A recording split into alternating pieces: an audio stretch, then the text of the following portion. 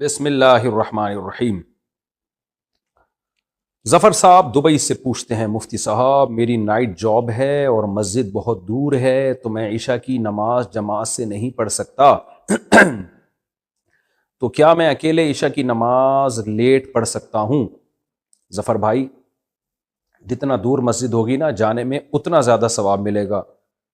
ہر قدم پہ گناہ معاف ہوتا ہے، ہر قدم پہ ایک نیکی ملتی ہے۔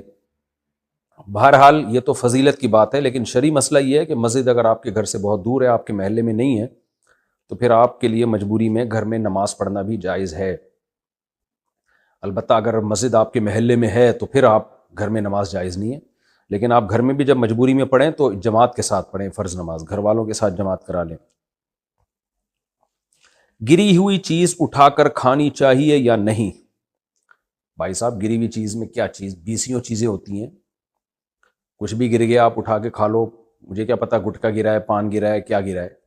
اور پھر اگر کوئی کھانے کی چیز گری ہوئی ہے تو اس پہ کتنی مٹی لگی ہوئی ہے، کہاں گری ہوئی ہے۔ تو نارملی کوئی بھی گری ہوئی چیز ہو جو کھانے کی ہو اور صاف ستھری ہو تو اس کو اٹھا کے کھا لیں۔ اور یہ بھی اس میں ہے کہ آپ کی گری ہوئی ہے دوسرے کی گری ہوئی ہے، تو اگر کسی اور کے ہاتھ سے کوئی چیز گر گئی اور وہ آگے چلا گیا اور اتنی معمولی چیز ہے کہ آپ کو خطرہ ہے کہ بھی ضائع ہو جائے گی اگر میں نے نہیں کھائی، اور اس میں کوئی جیسے سیب گر گیا اور بندہ آگے چلا گیا، تو اب یہ تو نہیں کہ سیب کو لے کے آپ اس کے گھر تک پہنچیں گے W11 میں بیٹھ کے، تو سیب گر گیا تو آپ اٹھا لیں کھا لیں، کیونکہ اتنی چھوٹی چیز کے بارے میں لوگ پرواہ نہیں کرتے۔ کوئی ایسا نہیں ہے کہ اس کی اجازت، اس کو جب پتہ چلے گا بھائی گر گیا تھا کسی نے کھا لیا تو وہ ناراض بھی نہیں ہوگا۔ تو ایسی کوئی چیز اگر گر جائے جو گر کے گندی نہیں ہوتی تو اس کو کھانے میں کوئی حرج نہیں ہے، پہلے تو کوشش کریں جس کی ہے اس تک پہنچائیں۔ اور اگر لقمے کی بات کر رہے ہیں کہ لقمہ گر جائے دسترخوان پہ، تو اگر دسترخوان پہ لقمہ گر جائے تو پھر حدیث میں آتا ہے کہ جب تم میں سے کسی کے ہاتھ سے لقمہ گر جائے تو اس کو صاف کر کے کھا لے، ولا یدعھا للشیطان، اس کو شیطان کے لیے نہ چھوڑے، کیونکہ کھانا اللہ کی نعمت ہے۔ اگر ایک آدھ لقمہ زمین پہ یعنی دسترخوان پہ گر گیا ہے اور وہ تھوڑا بہت تک اس میں کچھ لگا ہے تو صاف بھی آرام سے ہو سکتا ہے، تو اس کو چھوڑ دینا یہ تکبر کی علامت ہے۔ اس لیے لقمہ اگر ہاتھ سے گر جائے تو اس کو بہرحال اٹھا کے کھانا چاہیے، نبی کا حکم ہے۔ میرے شوہر نے مجھے طلاق دے دی تھی اور اب ان کا انتقال ہو گیا ہے، میں جنت میں ان کے ساتھ رہنا چاہتی ہوں اور وہ بھی میرے ساتھ رہنا چاہتے تھے۔ آئیں، پھر طلاق کیوں دی تھی بھائی؟ بہرحال دونوں بڑے اچھے تھے بھائی، طلاق دے کے بھی چاہتے ہیں کہ بھی ساتھ رہیں۔ کیا ہم آخرت میں مل سکتے ہیں؟ دیکھیں، طلاق کے بعد اگر آپ کہیں اور شادی کرتی ہیں تو پھر عورت اسی مرد کو ملتی ہے جنت میں جس کے ساتھ وہ آخری جس کی بیوی ہو۔ اب آپ کو ٹینشن ہوگی کہ اس چکر میں آپ ہو سکتا ہے شادی نہ کریں، تو ٹینشن نہ لیں۔ آپ کو اگر مناسب رشتہ ملتا ہے تو شریعت کا حکم ہے کہ شادی کر لی جائے، بغیر شوہر کے زندگی گزارنا شریعت میں پسندیدہ کام نہیں ہے۔ باقی پھر آپ کو آخری شوہر سے ہو سکتا ہے محبت ہو جائے، آپ اس کو مل جائیں۔ اور یہ اگر آپ کو خطرہ ہے کہ جنت میں آپ کا دل چاہے گا کہ پرانا والا ملے اور مل نیا والا رہے، تو جنت میں یہ خطرہ نہیں ہے۔ ما لا عین رأت ولا اذن سمعت ولا خطر علی قلب بشر، حدیث میں آتا ہے وہ نعمتیں جنت میں ملیں گی جو تم نے سوچی تو تصور بھی نہیں کر سکتے، تو آپ کی ہر خواہش پوری ہوگی۔ تو عین ممکن ہے، قاعدہ تو یہی ہے کہ جو آخری شوہر ہوتا ہے وہی ملتا ہے، یا تو اللہ اسی آخری شوہر کے دل میں آپ کے محبت بہت زیادہ ڈال دیں گے، یا ہو سکتا ہے اللہ آپ کی خواہش پوری کر دیں، آپ کو پرانے وارے سے دوبارہ نکاح کرا دیں، تو اللہ کے لیے تو کوئی مشکل نہیں ہے، اور اللہ کسی قاعدے اور ضابطے کے پابند بھی نہیں ہے۔ تو اس لیے آپ کو پرانا والا ملے یا نیا والا ملے، اس بحث میں پڑے بغیر آپ کام وہ کریں جو شریعت کا حکم ہے۔ شریعت کا حکم ہے بھائی بغیر نکاح کے زندگی نہ گزاریں آپ۔ تو اگر آپ کو اچھا رشتہ ملتا ہے آپ شادی کر لیں، اللہ کی رحمت سے کوئی بعید نہیں ہو سکتا ہے آپ کو پرانا والا ہی مل جائے، یا نیا والا آپ کو پرانے سے بھی ہو سکتا ہے اچھا ملے۔ فیاض احمد لاہور سے، میں شادی کرنا چاہتا ہوں لیکن میرا ایک بھائی ہے جو معذور ہے اور اس کا ایک 5 سال کا بچہ بھی ہے۔ میں شادی تو کر لوں گا لیکن مجھے اس بات کا خوف ہے کہ اگر میں شادی کر لوں تو میری بیوی کہیں میرے اور میرے بھائی اور بھتیجے کے درمیان دراڑ نہ ڈال دے۔ میرے والد صاحب نے وفات کے وقت مجھے وصیت کی تھی کہ اپنے بھائی کا خیال رکھنا، آپ مشورہ دیں۔ ماشاءاللہ آپ کا جذبہ بہت اچھا ہے، یہ انگریزوں میں یہ جذبہ نہیں ہے، انگریز بس تھینک یو اوپر اوپر سے بہت اچھے ہیں، یہ معذور بھائیوں کو پالنا ان کے وہ اتنا ظرف نہیں ہے ان کا، اللہ ماشاء اللہ لاکھوں میں کوئی ایک آدھ ہو۔ تو غیر مسلم کے جو ہے نا اوپر اوپر سے بہت اچھا ہوتا ہے، جب ان کی ڈیپ میں جاؤ گے تو پھر آپ کو لگے گا بھائی ان تلوں میں تیل نہیں ہے، خالی منہ کے فائر۔ آپ نے ایک لفظ سنا ہوگا، کچھ چیزوں میں ظاہری واری طور پہ بہت اچھے ہیں وہ، لیکن یہ جذبے جو ہمارے مسلمان کمیونٹی میں ہے نا کہ اپنے سگے بھائی کے لیے اتنا خیال کرنا کہ آپ شادی نہیں کر رہے کہ یار میرے بھائی معذور بھائی کا کیا ہوگا، اس کے بچوں کا کیا ہوگا۔ تو بہرحال آپ کا جذبہ اچھا ہے، لیکن جذبات شریعت کی حدود میں رہنے چاہیے تو اچھے ہوتے ہیں۔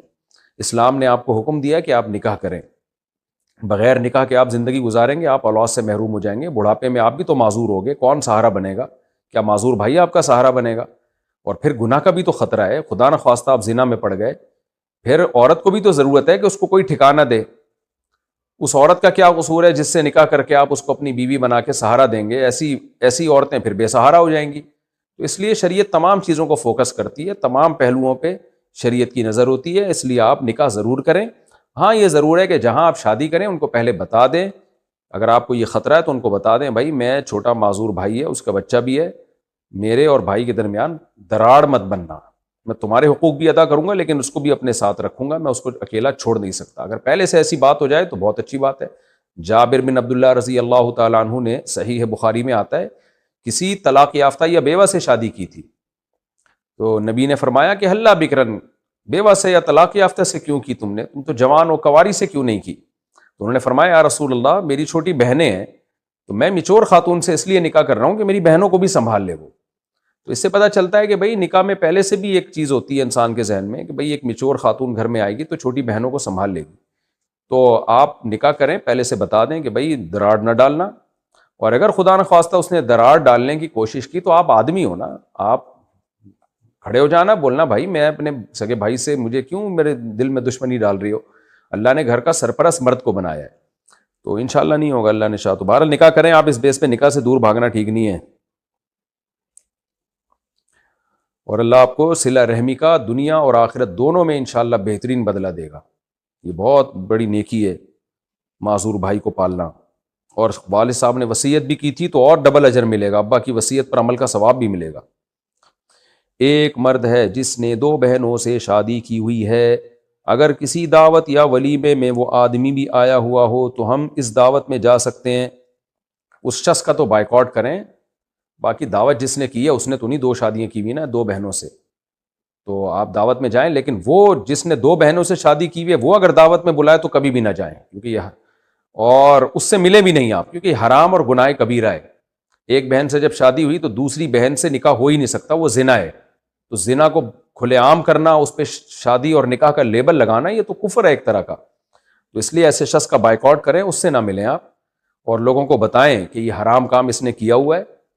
جب کوئی کھلے عام گناہ کر رہا ہو تو پھر اس کے بارے میں لوگوں کو بتانے میں کوئی حرج نہیں ہے، آپ بتائیں کہ بھئی یہ زنا ہے، کیونکہ اگر آپ نے اس کی برائی نہیں کی تو لوگ اور بھی کرنا شروع کر دیں گے۔ مجھے پتا چلا، میں حیران ہوا، ایک صاحب نے 18 شادیاں کی ہوئی ہیں، پاکستان میں کہیں پتہ نہیں کہاں رہتے ہیں وہ، میں نے یعنی اس کو کیا بولے آدمی انسان، تو پتہ چلا جی محترم نے 18 شادیاں کی ہوئی ہیں، 18 لڑکیوں سے افیئر ہے ان کا، اور سب کو بیوی بنایا ہوا ہے، نکاح کیا باقاعدہ سب سے۔ تو بھائی 4 سے زیادہ سے نکاح نہیں ہوتا، 4 سے زیادہ نکاح ایک وقت میں آپ 4 سے زیادہ نہیں رکھ سکتے، لیکن ہیں ایسے لوگ بھی کہ 18 شادیاں کر کے بیٹھے ہوئے، اور چھپائی بھی ہیں انہوں نے، بتایا نہیں ہے دنیا کو، تو ایک کہیں فلانی جگہ رکھی ہے، ہو سکتا ہے 18 کے 18 کو ہی معلوم نہ ہو کہ ہمارے علاوہ بھی اتنی بیوی ہیں اس کمبخت کی، تو یہ زنا ہے بھائی، اور یہ کبیرہ گناہ ہے۔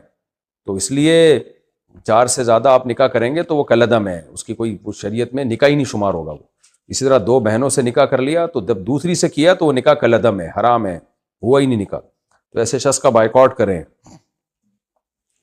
محمد احمد سہارنپور سے، اگر والد کا انتقال ہو گیا ہو اور ان کی ایک بیٹی ہو جس کی شادی کا سارا خرچہ اس کے بھائیوں نے اٹھایا ہو تو کیا بیٹی کو وراثت میں حصہ ملے گا؟ 100% ملے گا۔ والد کا انتقال ہو گیا اور ان کی بیٹی ہو، سارا خرچہ بھائیوں نے اٹھایا، تو ایک ہی بیٹی تھی تو بھائی کہاں سے آ گئے؟ یا میرا خیال ہے والد کے بھائیوں نے اٹھایا ہو، شاید آپ یہ کہنا چاہ رہے ہیں، یعنی چچاؤں نے اٹھایا، تو خرچہ شادی پہ اٹھایا ہو یا نہ اٹھایا، وراثت بہرحال ملتی ہے۔ تو ایک ہی بیٹی اگر تھی اور کوئی بیٹا نہیں تھا تو آدھی وراثت بیٹی کو ملے گی، باقی سارا والد صاحب کے والدین اور بھائی بہنوں میں جائے گا، اور اگر والدین نہیں تھے تو صرف بھائی بہنوں میں جائے گا۔ محمد احمد سہارنپور سے اگر والد کا انتقال ہو گیا ہو اور ان کی ایک بیٹی ہو جس کی شادی کا یہ تو ہو گیا، اچھا اگر بیٹی کے ساتھ بھائی بھی تھے تو پھر بیٹی کو بھائیوں کی نسبت آدھا ملے گا، لیکن خلاصہ یہ نکلا کہ بیٹی کی شادی پہ جتنا بھی خرچہ کیا ہو وراثت میں اس کا حصہ کم نہیں ہوتا، خوب سمجھ لیں، وراثت بہرحال پوری دینی پڑتی ہے۔ ایک شخص کی 4 بیٹیاں ہیں، بیٹا کوئی نہیں ہے، بیوی بھی زندہ ہے، ماشاءاللہ بیوی زندہ ہے بھائی، ماں باپ فوت ہو چکے ہیں، بہن بڑی 3 عدد شادی شدہ ہیں جن میں 2 بہنیں بیوہ ہیں، 2 بہنیں بیوہ ہیں، ایک کی شادی نہیں ہوئی ساتھ رہتی ہے، بھائی شادی شدہ ہے لیکن بے روزگار ہے، اس کی وراثت میں 1 عدد گھر ہے، اس کی تقسیم کیسے ہوگی؟ بھائی صاحب جو سوال تھا وہ تو اتنا سا تھا کہ بھائی کی وراثت میں گھر ہے، وہ تقسیم کیسے ہوگی؟ آپ نے پوری بیوہ ہیں، شادی ہو گئی، میں نے کہا پتہ نہیں کوئی کیا بتانا چاہ رہے ہیں آپ۔ تو وراثت میں اس سے کوئی فرق نہیں پڑتا کہ شادی ہو گئی ہو یا نہیں ہوئی ہو، بیوہ ہو گئی ہو یا بیوہ نہیں ہوئی ہو، اپنے میاں کو رنڈوا کر دیا انہوں نے یا جو بھی ہوں، اس سے کوئی فرق نہیں پڑتا۔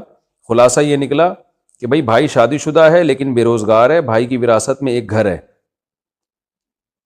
اس کی تقسیم کیسے ہوگی؟ اب بھائی کی وراثت میں گھر ہے یا ان بچیوں کے ماں باپ کی وراثت میں گھر ہے؟ تو یہ بھی آپ کا سوال ذرا مبہم ہے، بظاہر ایسا ہی لگتا ہے ماں باپ کی وراثت میں 1 گھر ہے اور 4 بیٹیاں ہیں اور بیٹا کوئی نہیں ہے، یہ آپ کا سوال ہے میرا خیال ہے۔ تو 4 بیٹیوں کو 2/3 وراثت ملتی ہے، یعنی 66.66% ان 4 بیٹیوں میں تقسیم ہوگا، باقی جتنا بھی ہے وہ پھر دیگر وارثوں میں جائے گا۔ اگر آپ ان کی تفصیل بتائیں گے تو میں بتا سکتا ہوں پھر کس وارث کو کتنا ملے گا۔ اگر کسی کی اولاد میں 1 بیٹی ہو اکلوتی تو اس کو آدھی وراثت ملتی ہے، 1 سے زیادہ ہوں، صرف بیٹیاں بیٹا نہ ہو، 1 سے زیادہ ہوں تو 66.66% ملتا ہے ان کو، وہ ان میں برابر تقسیم ہوتا ہے۔ کیا ہم جنت البقیع کی مٹی اٹھا کر اپنے گھر میں رکھ سکتے ہیں؟ نہیں۔ شادی کے لیے اسلام میں کیا عمر ہے؟ نبی صلی اللہ علیہ وسلم نے بالغ ہوتے ہی نکاح کا حکم دیا ہے۔ بالغ کا مطلب جب نائٹ فال ہو جائے کسی شخص کو، اور لڑکی کو جب مینسز آنا شروع ہوں تو 15 سال میں لڑکے بالغ ہو جاتے ہیں، اور لڑکیاں 13 سے 14 سال کی عمر میں بالغ ہو جاتی ہیں۔ تو اب میں یہ بات جب کہوں گا تو ایک دم سیکولر لبرل طبقہ چیخ اٹھے گا، ہاں او یہ دیکھو اتنی سی عمر میں یہ لوگ شادیوں کی ترغیبیں دیتے ہیں۔ تو یہ چونکہ اس مغربی دنیا سے متاثر ہیں، وہ جو کہتے ہیں یہ ان کے سامنے دم ہلاتے ہیں۔ امریکہ کی بعض اسٹیٹس میں 16 سال میں لڑکی کو شادی کی اجازت دی گئی ہے، اسلام نے تھوڑا سا اور پیچھے لے آئے۔ اسلام دین فطرت ہے، وہ کہتا ہے بھائی جب اس کو مینسز آنا شروع ہو گئے اس کا مطلب وہ لڑکی بن گئی ہے، اس میں ڈیزائرز پیدا ہو گئی ہیں، تو جب آپ کو بھوک لگنا شروع ہو تو کھانے کا بہترین وقت وہی ہوتا ہے۔ تو اسی طرح نبی صلی اللہ علیہ وسلم کی بخاری مسلم کی حدیث ہے، یا معاشر الشباب من استطاع منکم الباءۃ فلیتزوج، اے نوجوانوں، نوجوانی کی عمر بلوغت کے وقت شروع ہو جاتی ہے، جو 15 سال یا 14 سال عمر ہے نا، اس میں شروع ہو جاتی ہے نوجوانی کی عمر۔ تو آپ نے نوجوانوں کو خطاب کیا کہ جو استطاعت رکھتا ہے وہ نکاح کر لے۔ ہاں بعض دفعہ یہ ہوتا ہے 14-15 سال میں آپ کے پاس روکڑا ہی نہیں ہے، کوئی رشتہ ہی نہیں دے گا آپ کو، ابا بھی اپنے خرچے پہ نہیں کر رہے ہوتے، تو پھر کیا کرے گا؟ پھر ظاہر ہے پھر کمانے کی فکر کرے گا، اسٹیبل ہو جائے گا تو ہی کرے گا۔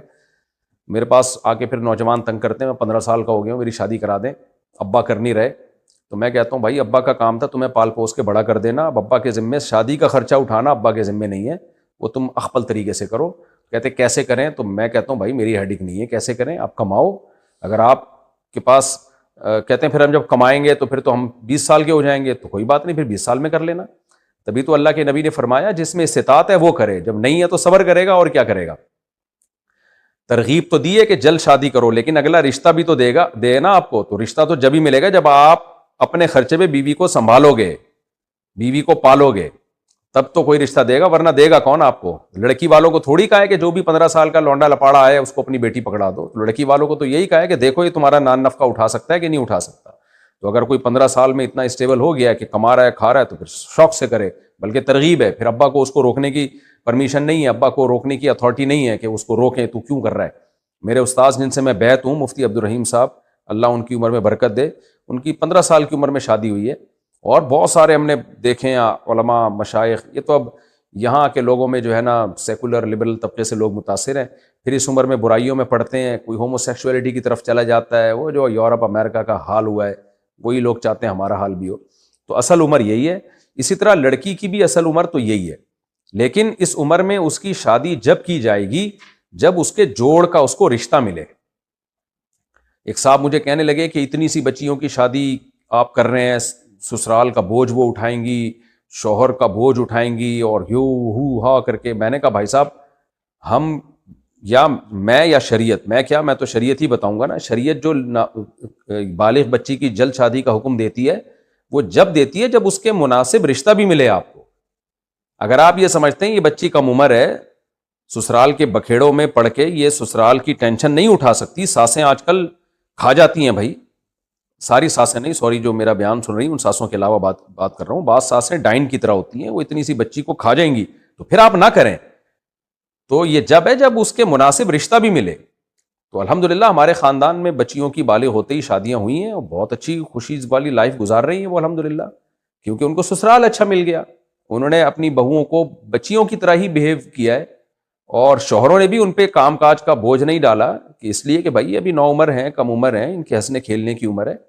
تو اس عمر میں دوستیاں آج کل شروع ہو جاتی ہیں، یورپ امریکہ میں تو بہت ہوتا ہے، 13 سال کی بچیوں کے بوائے فرینڈ، اور ایک نہیں 20 بوائے فرینڈ ہوتے ہیں ان کے، اور ان کے فزیکل ریلیشن بھی ہوتے ہیں، وہاں کوئی آواز اٹھانے والا نہیں ہے، یہ ظلم ہو رہا ہے۔ اسلام نے نکاح کی ترغیب دے دی کہ بچی کا گھر بس جائے گا، تو اس پہ لوگ آواز اٹھاتے ہیں، شور مچاتے ہیں۔ اور ویسے بھی جب کم عمری میں بچی کی شادی ہوتی ہے تو سسرال کے حساب سے وہ ایڈجسٹ ہو جاتی ہے، لیکن اس میں یہ بہرحال ضروری ہے کہ سسرال اچھا ہو، اسرائیل والا سسرال نہ ہو۔ تو اگر نہیں ملتا رشتہ تو پھر تو نہیں کرنی چاہیے بچی کے لیے، کم عمری میں اس کے جوڑ کا اس کو سنبھالنے والا مناسب رشتہ نہیں ملتا تو پھر تو بھائی نہیں کرنی چاہیے، پھر تو 20 سال میں بھی نہ کریں۔ ایک صاحب کہنے لگے نا اتنی کم عمر کی شادی، اگر اچھا رشتہ نہ ملے تو ہم کیا کریں، اس کی شادی جلدی کیسے کریں؟ میں نے کہا بھائی اچھا رشتہ نہ ملے تو پھر 40 سال میں بھی نہ کریں۔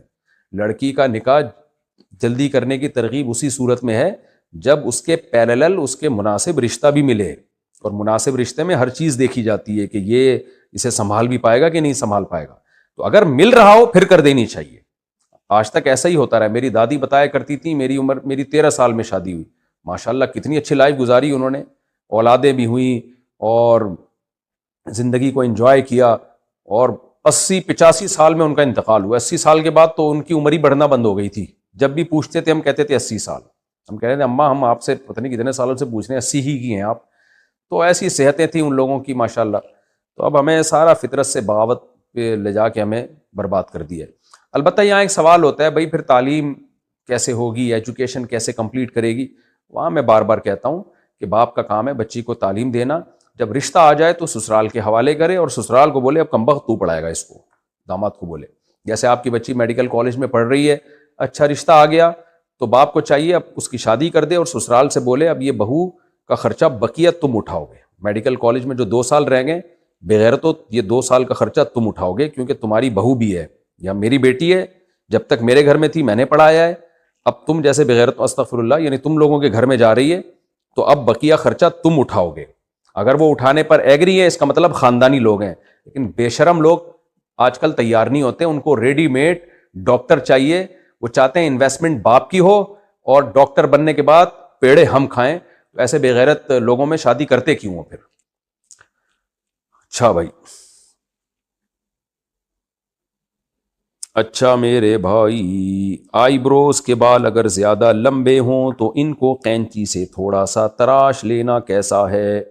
نہیں جی، آئی بروز کے بالوں کو تراشنا جائز نہیں ہے، البتہ اگر کوئی بال خراب ہو گئے ہوں، جیسے بعض لوگوں کے بال کسی بیماری کی وجہ سے یا ویسے ہی کوئی وائٹامن شیٹامن کی کمی ہو جاتی ہے، آڑے ترچھے کانٹوں کی طرح ٹیڑے میڑے ہو جاتے ہیں، تو ان کو سیدھا کرنے میں میرا خیال ہے کوئی حرج نہیں ہونا چاہیے، کیونکہ حدیث میں جو آئی بروز بنانے کا حکم دیا، بنانے سے روکا گیا ہے، وہ اس لیے کہ اللہ کی تخلیق کو بگاڑا نہ جائے۔ ہر شخص کو اللہ نے ایک خاص قسم کی آئی بروز دی ہے، اس میں ڈینٹنگ پینٹنگ کر کے کوئی چینجنگ نہ کریں. جیسے خواتین بیوٹی پارلر میں جا کے باریک بنا لیتی ہیں, دیکھنے میں بری بھی لگتی ہے وہ, تو وہ حرام ہے, ناجائز ہے. لیکن اگر کوئی بال آڑا ترشا ہو گیا ہے, بہت زیادہ ادھر ادھر جا رہا ہے, تو اس کو کاٹ لینے میں میرا خیال ہے کوئی حرج نہیں ہونا چاہیے.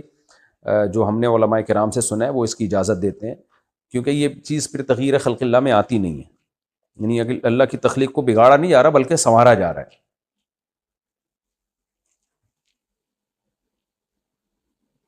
عورت کا ناپاکی کی حالت میں نکاح کے لیے مسجد جانا کیسا ہے, جبکہ اس کا اپنا نکاح ہو؟ جائز نہیں ہے بھائی, ناپاکی کی حالت میں عورت مسجد میں نہیں جا سکتی. اگر نکاح کر رہی ہیں تو اپنے کسی نمائندے کو, وکیل کو بھیج دیں, یا مسجد کے کمرے وغیرہ میں نکاح ان کا انعقاد ہو جائے. یعنی مسجدوں سے متصل کمرے بھی ہوتے ہیں نا, امام کا, مؤذن کا, وہاں نکاح ہو جائے. مسجد کے اندر نہیں جا سکتی. بغیر وضو کے لیٹ کر موبائل میں قرآن پڑھنا کیسا ہے؟ جائز ہے. مفتی صاحب کیا سجدے کی حالت میں تلاوت کر سکتے ہیں؟ نہیں کر سکتے, حدیث میں منع ہے. میں عالمہ نہیں ہوں, لیکن کیا علماء سے سن کر دین کی باتیں عورتوں کو بتا سکتی ہوں؟ جی بتا سکتی ہیں, لیکن واعظہ بننا جو ہے نا, واعظ یعنی واعظ و نصیحت کرنا, اس میں اپنے بگڑنے کے خطرات بہت ہوتے ہیں. جب آپ پبلک کو بٹھا کے نصیحت کریں تو لوگ واہ واہ بھی کرتے ہیں, عزت بھی دیتے ہیں, ہدیے نذرانے بھی بعض دفعہ آنا شروع ہوتے ہیں, انسان کا نفس خود بگڑنے لگتا ہے. اس لیے علماء کہتے ہیں کہ عوام میں واعظ و نصیحت کے لیے ضروری ہے کسی بزرگ سے خود اصلاحی تعلق قائم کریں, کسی کو مینٹور بنائیں. تو آپ بھی اگر خواتین میں بیان کرنا چاہتی ہیں تو کسی بوڑھے اللہ والے بزرگ سے اصلاحی تعلق قائم کریں, کیونکہ جوان عورت کے لیے کسی جوان شیخ سے بیعت ہونے میں بھی آج کل فسادات کا بڑا خطرہ ہوتا ہے. کیونکہ انسان جتنا بھی نیک ہو, بہرحال آدمی پہلے ہوتا ہے, وہ نوجوان ہی ہوتا ہے, اس میں خود اس کے بگڑنے کا بھی خطرہ ہوتا ہے. کیونکہ پیر و مرشد کوئی فرشتہ تو نہیں ہے نا, ہے تو وہ انسان ہی, اس میں بھی خواہشات ہیں. تو اس لیے جو بھی جوان لڑکیاں ہیں, جب میں ان کو مشورہ دیتا ہوں کسی سے بیعت ہونے کا, تو میں یہی کہتا ہوں کہ جوان پیر و مرشد کے بجائے کسی بوڑھے سے بیعت ہوں, اور ایسے بوڑھے سے جس کے پر علماء کو اعتماد ہو. مفتی صاحب کیا سجدے کی, یہ ہو چکا میرے بھائی, کیا قرآن پڑھ کر مرحوم والدہ کو ثواب پہنچایا جا سکتا ہے؟ جی پہنچایا جا سکتا ہے, لیکن حدیث میں جس چیز کی ترغیب ہے وہ کام کرنا چاہیے, وہ ہے صدقہ. تو کوئی بھی اچھا کام کر لے, مسجد کی تعمیر, مدرسے میں پیسے دے دیے, صدقہ, پیسے کو زیادہ فوکس کریں. آج کل مسلمان چاہتے ہیں ہم سے نمازیں پڑھوا لو, روکڑا نہیں نکالنا جیب سے. اگر کسی عورت کی عشاء کی نماز غلطی سے قضا ہو جائے اور صبح اس کے ناپاکی کے ایام شروع ہو جائیں, تو اس کی قضا ناپاکی کے ایام ختم ہونے کے بعد پڑے گی, اور کس وقت پڑھ سکتی ہے؟ جی ناپاکی کے ایام ختم ہونے کے بعد وہ جب چاہے قضا پڑھ لے, ناپاکی میں نہیں پڑھ سکتی. لیکن یہ کبیرہ گناہ ہے نماز کا قضا کر دینا, خوب سمجھ لیں.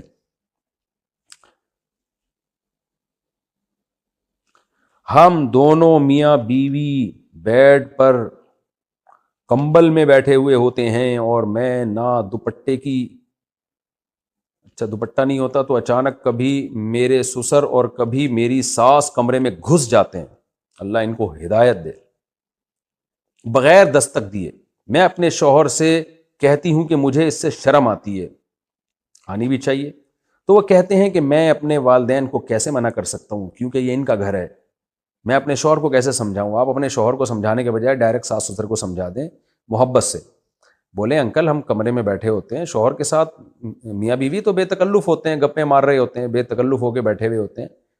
تو ویسے بھی کسی کے کمرے میں جب لڑکا بالغ ہو جائے نا, تو باپ کو بھی نہیں چاہیے کہ وہ دھاڑ کر کے کمرے میں داخل ہو, یہ اس کو بھی چاہیے کہ نوک کر کے آئے. قرآن کا حکم ہے, اللہ نے فرمایا کہ جب بھی کہیں جاؤ تو اجازت لے کے جاؤ. تو اس لیے اس کو پہلے بتا دیں, ساس سسر کو, ان دونوں کو پہلے آپ محبت سے, پہلے میاں کو بولیں کہ آپ خود ہی بتا دیں, محبت سے سمجھا دیں. میاں صاحب نہیں بتا رہے تو آپ بہت ہی رسپیکٹ کے ساتھ کہ سسر صاحب آپ میرے باپ کی طرح ہیں, تو آپ بہت اچھے ہیں, مجھے آپ پہ کوئی شک نہیں ہے, لیکن میرے والد صاحب بھی تھوڑا سا اس کا خیال کیا کرتے تھے کہ جب کمرے میں آتے تھے نوک کر کے آتے تھے, تو آپ بھی تھوڑا سا خیال کر لیا کریں. لیکن خود نہ کہیں, کسی اور سے کہلوا دیں. خود کہیں گے نا تو ایسی جنگ شروع ہوگی کہ ختم ہی نہیں ہوگی کبھی. ساس کو یا سسر کو سمجھانا بات ایسے جیسے اونٹ کو رکشے میں بٹھانا. بہرحال یہ غلط ہو رہا ہے, اس کو ختم کریں, یہ بالکل غلط ہے. یہ کوئی ساس سسر کا حق نہیں ہے, اور یہ اگر گھر ان کا بھی ہے تو بھی کوئی حق نہیں ہے کہ آپ کسی کے کمرے میں ایسے گھس آئیں, یہ جائز نہیں ہے. اور آپ کا شرم آنا بالکل ٹھیک ہے, حیا جن خواتین میں ہوتی ہے ان کو یہ عمل برا لگتا ہے. یہ تو اچھی بات ہے اللہ نے آپ میں حیا رکھی ہے. آج کل تو حیا ہی مارکیٹ سے شارٹ ہوتی جا رہی ہے, نام بس حیا رکھا جا رہا ہے, حیا ہوتی ہے نہیں اندر. الحیا جزء من الایمان, حدیث میں آتا ہے حیا ایمان کا حصہ ہے, تو شرم و حیا ہونی چاہیے. ہم کوئی انگریز تھوڑی ہیں. میں نے اچھا بھائی صاحب آج سارے الٹے مسائل کو میرے بھائی. یہ صاحب کہہ رہے ہیں کہ جی مجھے ہینڈ پریکٹس کی عادت تھی, مجھے نہیں پتا تھا کہ یہ گناہ ہے, پھر میں نے آپ کی ویڈیو دیکھی, بعد میں نے توبہ کر لی, تو کیا مجھے گناہ گار مانا جائے گا؟ مجھے کیا کرنا ہوگا؟ بھائی آپ نے توبہ کر لی, اللہ سے گڑ گڑا کے بس بھول جائیں اس گناہ کو. التائب من الذنب کمن لا ذنب له, حدیث میں آتا ہے جو گناہ سے توبہ کر لے ایسے جیسے گناہ کیا ہی نہیں اس نے, بس بھول جائیں اس گناہ کو ہمیشہ کے لیے, اللہ معاف کرنے والا ہے. اور شادی کریں جلدی تاکہ دوبارہ کہیں عادت نہ پڑ جائے. چھوٹی بچیوں کو بچپن میں پینٹ شرٹ پہنا سکتے ہیں یا نہیں؟ نہ پہنائیں تو اچھا ہے. بچیوں کو ہمیشہ شروع سے ہی کھلے ڈلے لباس سے مانوس کرنا چاہیے, اور تاکہ ان کو بچپن میں جو لباس پہنا دیا نا بچی اسی سے مانوس ہوگی, یہ ذہن میں رکھیں. یہ جو سلیو لیس اور آدھے آدھے کپڑے بچپن میں بچیوں کو پہنا دیتے ہیں, یہ ظلم کر رہے ہوتے ہیں. بچیوں کو بچپن میں پراپر ڈریس پہنائیں گے تو عادت ہو جائے گی. تو میں اس کو پسند نہیں کرتا کہ بچیوں کو پینٹ شرٹ پہنائی جائے. میں اس لیے نہیں کہ شریعت, اس لیے نہیں کہ میری کیا حیثیت ہے, شریعت کا مزاج نہیں ہے, وہ چست لباس ہوتا ہے. خواتین کو تو ڈھیلا ڈھالا لباس پہننا چاہیے. ثنا صاحبہ انڈیا سے, مفتی صاحب 2 مہینے پہلے ہمارے والد صاحب کا انتقال ہو گیا, اللہ تعالیٰ مغفرت فرمائے. ہمیں ان کی بہت یاد آتی ہے, رونا آتا ہے. لوگ کہتے ہیں رونے سے تمہارے والد صاحب گناہ گار ہوں گے, تو کیا ہم رو سکتے ہیں یا نہیں رو سکتے ہیں؟ بھائی چیخنے چلانے سے گناہ ہوتا ہے؟ رونا تو ایک فطری چیز ہے. ابا ہیں بھائی, ساری زندگی ساتھ گزارا, انہوں نے آپ کو پالا پوسا, گھر دیا, عزت دی, خاندان دیا, آپ کی والدہ کو بھی چھاؤں دی انہوں نے. ماں جو بچے کو پالتی ہے عزت کے ساتھ, باپ کی چھاؤں ہوتی ہے تو پالتی ہے. تو یہ تو میں تو 6 مہینے تک روتا رہا تھا, لیکن کسی کو بتاتا بھی نہیں تھا, چھپ چھپ کے روتا تھا جب والد صاحب کی یاد آتی تھی. اس کے بعد بھی روتا رہا 6 مہینے, تو بہت زیادہ یاد آتی تھی, یہ تو نیچرل ہے. البتہ بس خود سے غم بڑھانا شریعت میں اچھا نہیں ہے. یہ سوچ کے صبر کریں بھائی سب نے جانا ہے, ایمان پر موت ہوئی ہے, اعمال پہ موت ہوئی ہے, جو تھوڑی بہت کوتاہیاں ہوئی ہیں تو ہمیں اللہ نے توبہ کا آپشن دیا ہے, ہم توبہ کریں گے ان کے لیے, مغفرت کی دعا کریں گے ان کے لیے. تو اس طرح سے کرتے رہیں تو انشاءاللہ کوئی گناہ نہیں ہوگا. ہاں چیخنا چلانا ہر وقت, دکھڑے اب ہے یہ میرے ابا مر گئے, بھائی میرے ابا یہ ہو گئے, ہر وقت غم پیش کرتے رہنا, یہ برا عمل ہے. دیکھ گھما کر منت مانگنا کیسا ہے؟ یہ کیسے ہوتا ہے بھائی؟ یہ جائز نہیں ہے بھائی. منت ماننا ہے تو سیدھے زبان سے بول دیں اللہ تو نے میرا یہ کام کیا تو میں اتنے روزے رکھوں گا, لیکن منت ماننا پسندیدہ کام نہیں ہے. بہت سے لوگ زبان سے اپنے اوپر ایسی ایسی چیزیں لازم کر لیتے ہیں, ان سے پھر ہوتی نہیں ہے وہ, تو یہ اچھا شریعت میں اس کو پسند نہیں کیا گیا. باقی دیکھیں گھمانا ومانا بکواس ہے, فضول کام ہے. نامحرم سے کسی کام کی مجبوری میں بات چیت کرنا یا اس سے فون پر ضروری کام کے لیے بات کرنا کیسا ہے؟ ضرورت کے وقت جائز ہے, لیکن اپنے جذبات پہ بھی کنٹرول کریں, بہن سمجھ کے بات کریں, بولیں بھی اس کو بہن. جب کسی نامحرم کو آپ سسٹر بول دیں نا تو آدھا فتنہ ویسے ہی ختم ہو جاتا ہے. انٹی نہ بولیں, اگر انٹی بول دیا تو وہ پھر حالات کے ذمہ دار آپ خود ہوں گے. بہن بول دیں کافی ہے. اچھا میرے بھائی, اگر کوئی 90 سال کی بھی ہو نا انٹی, پھر بھی نہ بولیں. اگر کوئی تہجد پڑھ کر وطر پڑھتا ہو اور ایک دن اس کی تہجد کے لیے آنکھ نہ کھلے اور وطر رہ جائے تو کیا کرے گا؟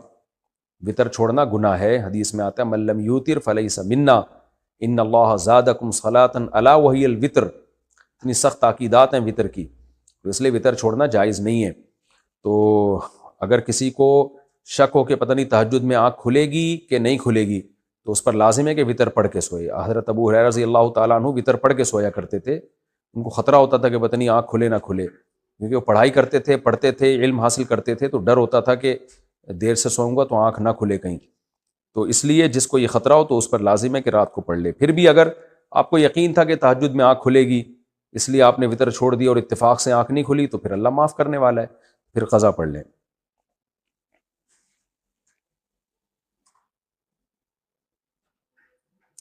سکھوں کے گردوارے میں جو لنگر ملتا ہے کیا مسلمان اس کو کھا سکتے ہیں؟ دیکھیں مذہبی رسومات میں کسی کی بھی شرکت جائز نہیں ہے. سکھوں کے ساتھ دوستی بھی رکھ سکتے ہیں آپ, یعنی ایک ایز اے انسانیت, جیسے سب سے اچھی طرح سے ملتے ہیں، یعنی یہ دوستی مراد ہے میری، تو ان سے بھی آپ اچھی طرح سے ملیں۔ گفٹ بھی دیا جا سکتا ہے اگر آپ کے سکھ لوگ دوست ہیں، لیکن مذہبی رسومات میں شرکت جائز نہیں ہے۔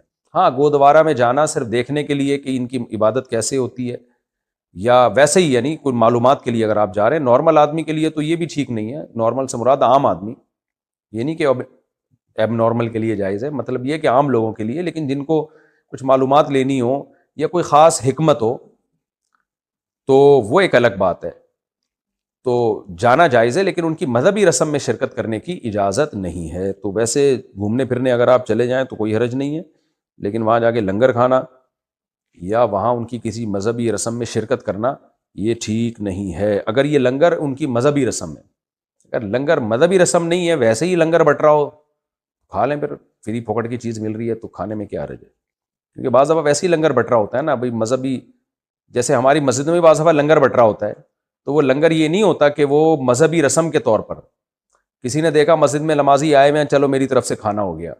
تو ایسے ہی اگر گردوارا لفظ ہے نا، یہ گردوارا، اگر اس میں ویسے ہی لوگ بیٹھے ہوئے ہیں، سکھ لوگ گئے ہوئے ہیں، کسی نے کھانا تقسیم کر دیا اور آپ نے بھی دونے والے کھا لیے، اور مذہبی کوئی رسم نہ ان کی، مذہبی کا مطلب یہ ہے کہ ان کے خاص دن ہیں جن میں عبادت بھی ہوتی ہے اور پھر کھانا بھی ہے، ان کے مذہب کا حصہ ہے، پھر ٹھیک نہیں ہے۔ لیکن ویسے ہی کوئی کہیں کھانا کھا لے جا کے اور کھانا حلال ہو تو جائز ہے، لیکن بہرحال ان چیزوں سے ایوائڈ کریں میرے بھائی، بس ویسے ہی سلام دعا رکھیں۔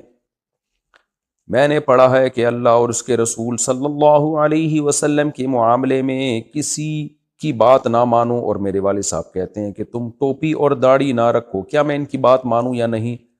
ٹوپی چھوڑ دیں، والد صاحب کو اگر ٹوپی پسند نہیں ہے، ٹوپی رکھنا کوئی فرض واجب نہیں ہے، لیکن داڑھی کاٹنا حرام ہے، ناجائز ہے۔ والد صاحب اگر داڑھی کاٹنے کا کہتے ہیں تو پھر داڑھی مت کاٹیں، اور پھر والد صاحب کو اللہ لمبی عمر دے، اللہ نہ کرے اگر بالفرض وہ دنیا سے چلے جاتے ہیں، ظاہر ہے سب نے جانا ہی ہے، تو پھر بعد میں ٹوپی رکھ لیں سر پہ، کیونکہ نبی صلی اللہ علیہ وسلم کے سنت ہے۔ اب والد صاحب کی وجہ سے ایک سنت کو پورا کرنا، ابا کو ناراض کرنا، یہ تھوڑا نامناسب لگتا ہے۔ ہاں، گھر سے باہر نکلیں تو پہن لیں ٹوپی، ابا کے سامنے نہ پہنیں۔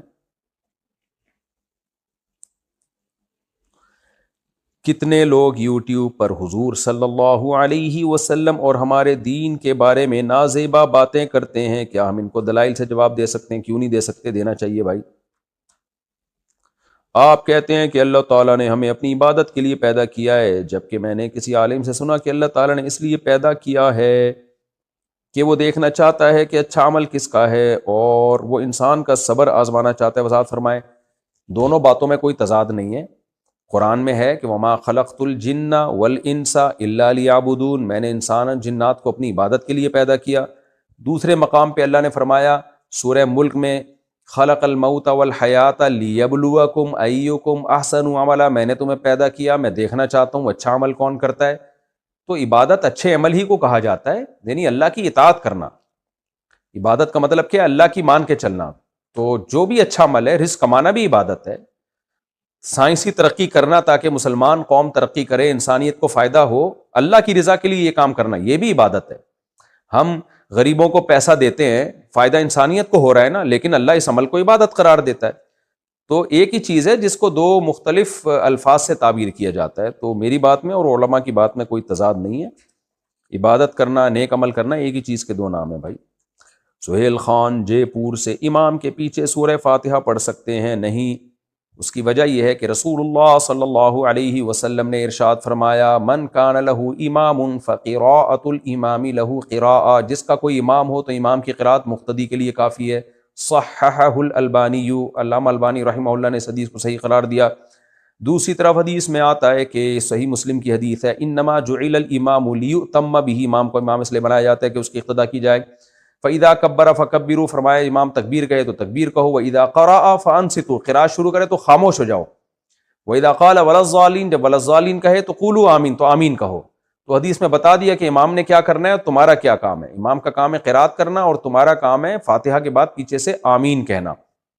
اسی طرح قرآن میں آتا ہے کہ وَإِذَا قُرِئَ الْقُرْآنُ فَاسْتَمِعُوا لَهُ وَأَنصِتُوا لَعَلَّكُمْ تُرْحَمُونَ، جب قرآن کی تلاوت کی جائے تو خاموشی سے سنو تاکہ تم پر رحم کیا جائے۔ اور یہ خطبے کے بارے میں بھی اور نماز کے بارے میں بھی ہے یہ آیت جو ہے۔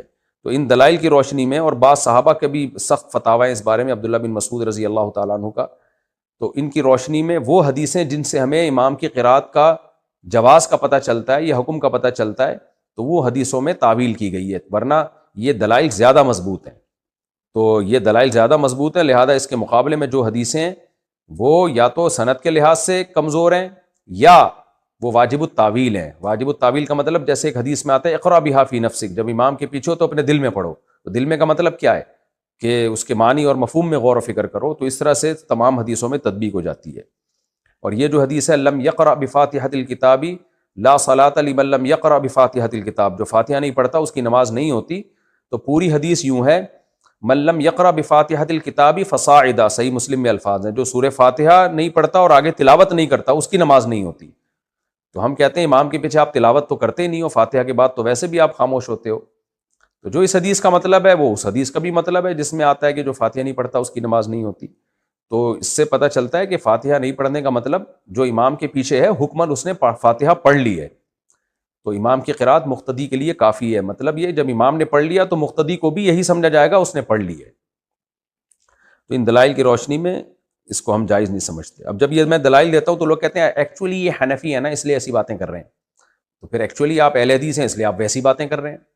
پھر تو کوئی اسلام کے دلائل دے تو ایکچولی یہ مسلم ہے تو اس لیے اسلام کے دلائل دے رہے ہیں، اور جو ایتھیسٹ ہے ہم اس کو کہیں ایکچولی یہ چونکہ ایتھیسٹ ہے اس لیے خدا کی نفی کے دلائل دے رہا ہے، پھر تو کسی کی کوئی بات سنی نہیں جائے گی میرے بھائی۔ تو یہ کہنا کہ یہ حنفی ہیں یہ شافعی ہیں، دلائل سے میں بات کر رہا ہوں، میں کیا ہوں وہ تو میں جانتا ہوں، کس فقہ کو میں حنفی بھی اگر ہوں تو اس لیے ہوں کہ دلائل کی دنیا میں امام حنیفہ کا جو فقہ ہے وہ شورائی فقہ تھا اور وہ بہت مضبوط فقہ ہے، وہ اکیلے امام ابو حنیفہ کی رائے کو فقہ حنفی نہیں کہا جاتا۔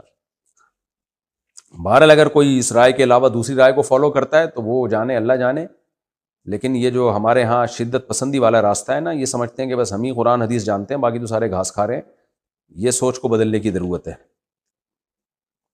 جمعے کی نماز غریب کا حج ہے، کیا یہ حدیث صحیح ہے؟ میرے علم میں نہیں ہے میرے بھائی، کسی کے پاس ہو تو ریفرنس کے ساتھ بھیج دیں، ہو سکتا ہے میں نے کب دعویٰ کیا کہ ساری دنیا کی ساری حدیثیں میرے علم میں ہر وقت موجود رہتی ہیں، اور یہ کوئی بھی دعویٰ نہیں کر سکتا۔ اگر کسی نے قرآن نہ پڑھا ہو تو وہ موبائل فون پر تلاوت لگا کر اس کو سن کر یاد کر سکتا ہے کیا؟ میں نے اس طرح سے 2-3 صورتیں یاد کی ہیں جب کہ میں نے قرآن نہیں پڑھا ہوا۔ بہت اچھا کیا آپ نے، یاد کر لیں، سن کے یاد کر لیں، یہ بھی اچھی بات ہے، لیکن بہرحال قرآن پڑھنا سیکھیں آپ، وہ یہ بھی بہت اچھا کام ہے جو آپ نے کیا۔ بہت سے صحابہ اسی طرح سے قرآن جانتے تھے۔ حیدر انصاری انڈیا سے، میں نے 10 سال پہلے کسی سے ادھار لیے تھے۔ اچھا بھائی، مر گیا ہوگا بیچارہ غم میں، لیکن کسی وجہ سے وہ واپس نہیں کر سکا، سب یہی کہتے ہیں، اب واپس کرنا چاہتا ہوں، قیامت آنے والی ہے اس کا مطلب ہے۔ ابھی یہ کیا ہے یار، ایک تو ان سے بولا PDF میں بھیجا کرو نا یہ مسائل۔ اچھا بھائی، لیکن شرم کی وجہ سے نہیں کر پا رہا، سبحان اللہ، ادھار کھاتے ہوئے شرم نہیں آئی، واپس کرتے ہوئے آپ کو شرم آ رہی ہے۔ میں آپ کی عظمت کو 50 دفعہ سلام پیش کرتا ہوں کہ آپ نے 10 سال پہلے ادھار لیے تھے، 10 سال تک ادا کرتے ہوئے آپ کو ذرا بھی، بہت معذرت کے ساتھ بھائی، میں نے آپ کا نام لے لیا کہ استغفر اللہ، مجھے پتا ہوتا کہ آگے یہ شرما شرمی والے مسائل ہیں تو آپ کا نام اناؤنس نہ کرتا۔ بہرحال حیدر بھائی، آپ کو 10 سال تک ادھار واپس کرتے ہوئے شرم نہیں آئی، یعنی ادھار واپس نہ کرتے ہوئے آپ کو ذرا بھی شرم نہیں آئی کہ ایک بندے کا میں نے 10 سال سے پیسہ کھا کے بیٹھا ہوا ہوں، اب واپس کرتے ہوئے آپ کو شرم آ رہی ہے۔ بس میں یہی جواب میں کہوں گا، آپ کی شرم کو 21 توپوں کی سلامی، آپ بے شرم بن کے ان کو پیسے دے دیں، یہاں بے شرمی کا ثواب آپ کو بہت زیادہ ملے گا۔ آپ بے شرم بن جائیں، پیسے دے دیں، بولیں یہ بے شرم آدمی تمہیں پیسے دے رہا ہے، تو اس بے شرمی کا ثواب آپ کو بہت ملے گا اس دفعہ۔ شرم ویسے اسلام میں شرم کا ثواب ملتا ہے، بے شرمی کا نہیں ملتا، لیکن اس موقع پہ بے شرمی کا آپ کو ڈبل ثواب ملے گا۔ کیا کوئی غم ایسا ہے جس میں خودکشی کرنا جائز ہو؟ نہیں بھائی، کسی غم میں جائز نہیں ہے۔